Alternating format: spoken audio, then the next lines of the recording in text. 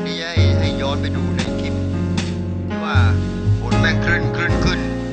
ฟ้าแม่งขึ้นตั้งแต่ตี 5เกิดแรงดันวุ่นวายอะไรไปฟ้าแม่งขึ้นโอ้โหนาทีที่17โอ้โหเจ้าประคุยยำสอขอยนอีกที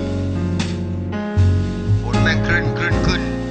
ฟ้าแม่งขึ้นโอ้ยเต็มตีนแต่ก็ไม่มีอะไรพังเลยเกิดแรงดันวุ่นวายอะไรไปฟ้าแม่งขึ้นตลอดเจ้าประคุยยำสอเลิกแล้วแม่งเลิกแล้วมีเสียงคุยไม่นั่น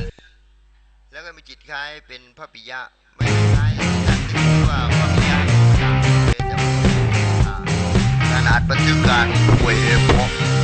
ยังผมนั่งสงบนิ่งอยู่นั่นแหละแม่งเกิดแบบนี้ขึ้นมาเลยฝนแม่งขึ้นเกิดฟ้าแม่งขึ้นแม่งเปรี้ยงเข้ามาเลย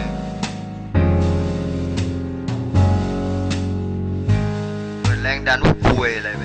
เปรี้ยงเรียกว่าเกิดแรงดันวุ่นวายอะไรไม่รู้ว่าเปรี้ยงเข้ามาเลย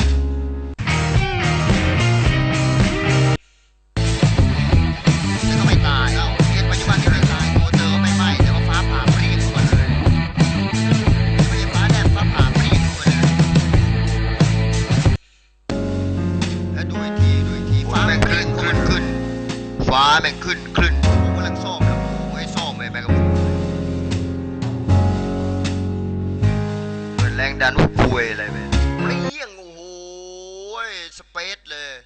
สเปซไทม์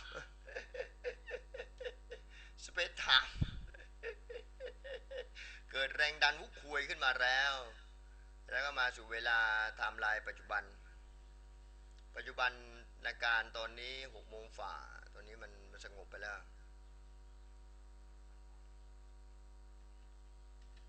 ตอนนี้สบายแล้วฟ้าปกติไม่มีอะไรเอาเวลาปัจจุบันมา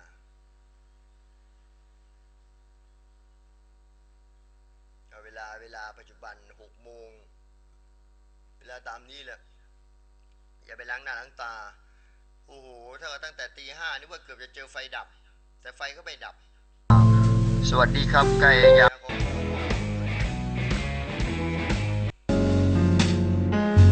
ฝนแม่งขึ้นฟ้าแม่งขึ้นเ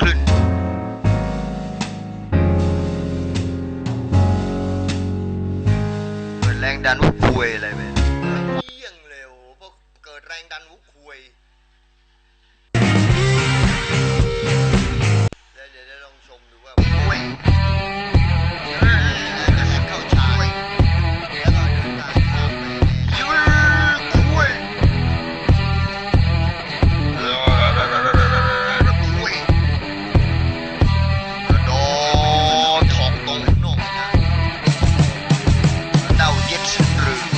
กระเด้าเย็ดพระสุนรือกระดอกกล้วย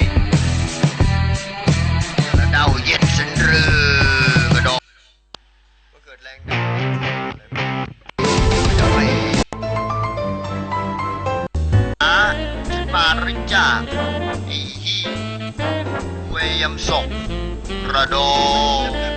โอ้กล้วยแปลกเยอะเลยเรียกพระเจ้าว่ากล้วย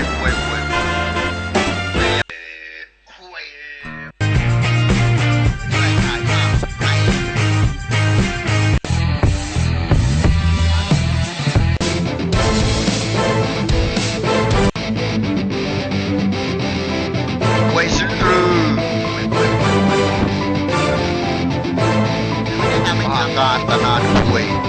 วยสุนทรหวย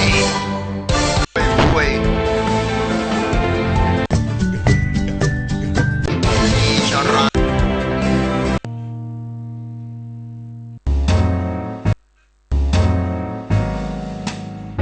หวยสุนทรเกิดเรื่องแบบนี้ขึ้นมาโอ้โหเปรี้ยงเบอร์เรอ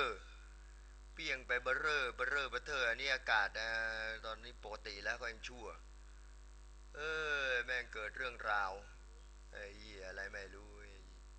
สารพันตันพืชที่ว่าโอ้โหสารพันยืนขันมายันคุยยึดดูเลย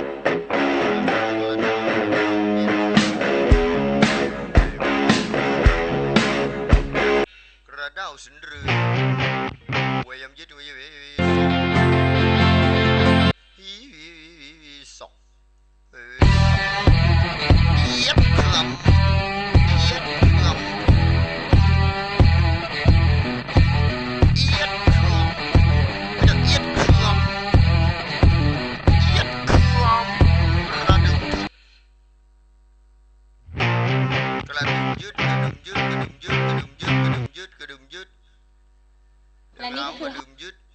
กระดุมยึดกระดุมยึดคุมลือกวยยำซึดกระดุมยึดกระดุมยึดกระดุมยึดเอาเบาๆพอกระดุมไปดุมยึดกระดุมยึดกระดุมยึดซึมรือกวยยึดยึดยึดยึดยึดยึดยึดซองซองซอก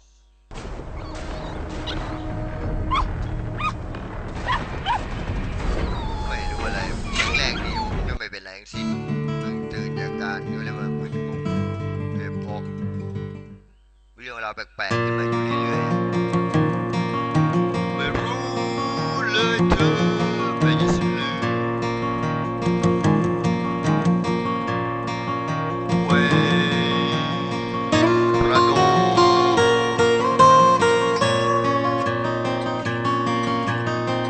ระเด้าฉันหรือ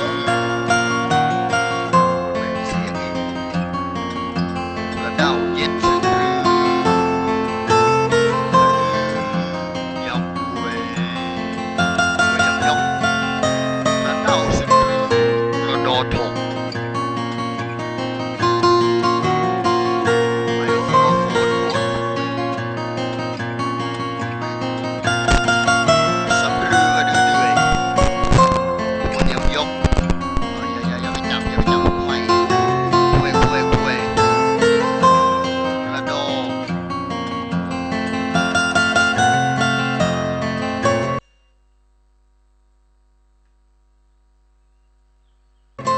แปลว่ามี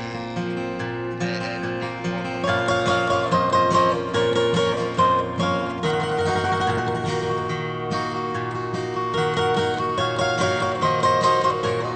เสียงไมโครโฟนรำดีถกเสียงไมโครโฟนรำดีถกรำดีถกปรับเสียงไมโครโฟนแล้วครับฮัลโหล1 2ครับระเด้าฉันหรือ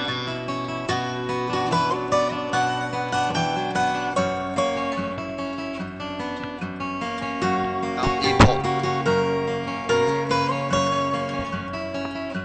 สวัสดีครับผมพระอาจารย์ภูรับแก้กรรมกับเสน่ห์เดี๋ยวมาเท่านี้ก่อนคลิปนี้ไม่รู้อะไรฝนได้หยุดลงไปแล้วในงานปกติกวยถกรึมอธิบาย